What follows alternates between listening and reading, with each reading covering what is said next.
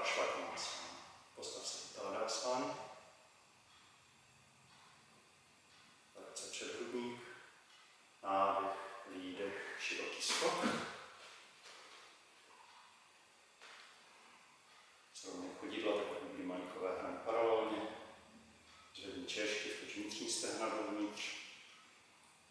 Stáhni kost křížovou směrem dolů. Vytáhni se hrudníkem nahoru. A ruce drž propnuté v loktech, natažené až do konečku prstů. Triceps se přitahuje ke kosti. Ramena pryč od uší. Vtoč levou nohu, vytoč pravou 90 stupňů. Jdi dolů tak, aby bylo koleno přední nohy nad kotníkem a horní hrana stehna paralelně se zemí.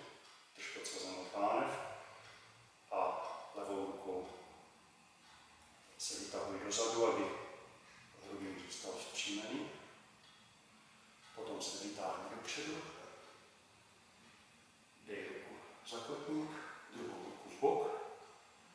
Tlač kolenem do té ruky, kterou máš za nohou a otevírej levý rameno směrem dozadu.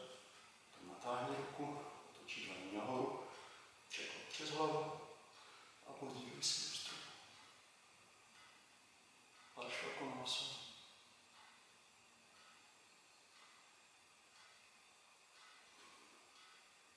Potom dej hlavu zpět. Nádech nahoru. Natáhni nohy. Srovnej chodidla, tak aby byly maňkové hrany paralelně. Na druhou stranu. Vtoč pravou nohu mírně. Vytoč levou 90 stupňů. Rotuj kolenem té levé nohy směrem zevně. Dolů. Opět stehno paralelně se zemí, koleno nad kotníkem a vytahuji se.